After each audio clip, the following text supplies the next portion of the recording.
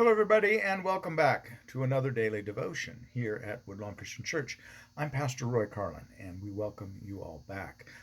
This devotion is being prepared for Wednesday, May 11th of 2022, and we're working our way through the Gospel of Matthew. We've made it to the 13th chapter.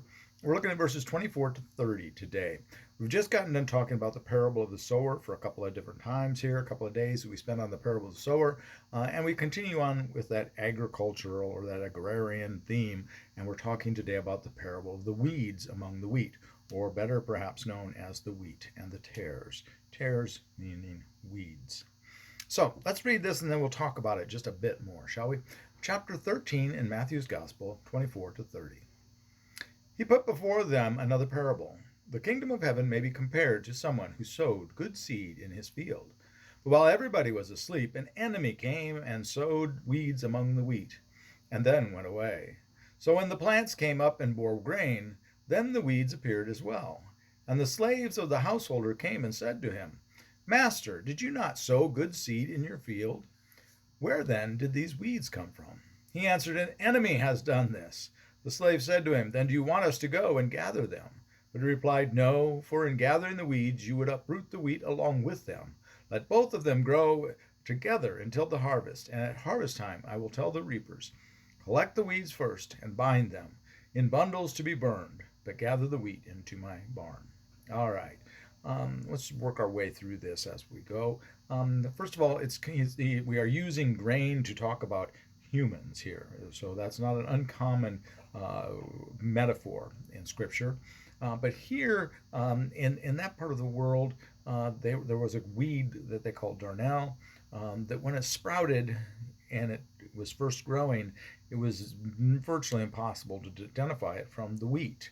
And so not until it shot ahead and it was ready to produce grain are you apparently able to distinguish it. The grain apparently looks different. I'm not familiar with darnel. We don't have that in the Midwest. I come from a family of wheat farmers, but I'm not familiar with that weed. But it's impossible to tell apart for most of its life cycle.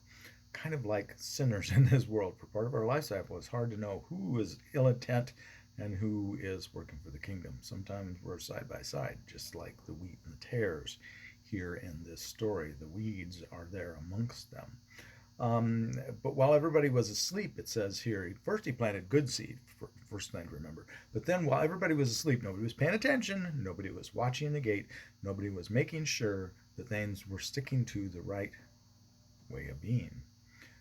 Somebody snuck in and sowed the weeds among the wheat while everybody was focusing on something else, asleep at the wheel, if you will.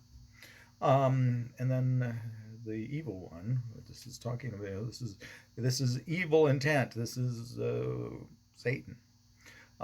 He went away and he let this evil thoughts, this evil doctrine, this evil what have you, this wrong way of being, let it fester and grow until it has infested the field.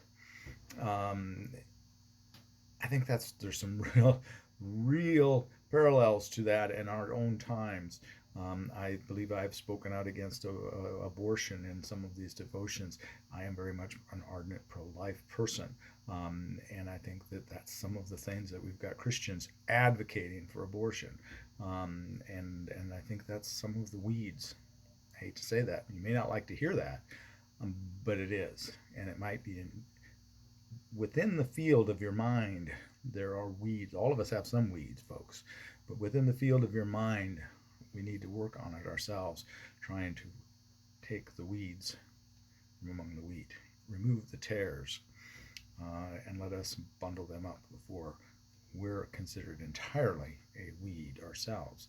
And that brings us to the other thing here about where the metaphor of the weeds and the tares is a little bit misleading, is that God can make wheat out of weeds. Just because we're all sinners, we're all weeds. So obviously he has to make wheat out of the weeds. And he can do that. But we have to be awake and we have to recognize that we perhaps are the ones that have snuck in. And Satan has used us against our own selves, our own egos, our own desires, our lusts, what have you. These things have all led us to sowing weeds in our fields. So let us do our best to root that out before we get to this point where the harvest has come and the harvesters have been told, I tell the reapers, that's even a harsher word, isn't it? The reaper, collect the weeds and bind them and burn them. Bring the wheat into my barn. Let's get those tares out of our heads, out of our hearts, and out of our souls and our spirits, and let us work our best to become true wheat of the field, wheat of the Father. I think that's a good idea. Let's do that. God bless you all, and please, please, please be a blessing to someone today. If you enjoy our devotions, if they speak to you and my ramblings give you some edification of some form or another, please like and subscribe, share, what have you. Make a nice, sweet comment. No mean comments, please. You might hurt my tender feelings. But we would love to have you here more often. God bless you all, and please be a blessing to someone today. We'll see you all later. God bless.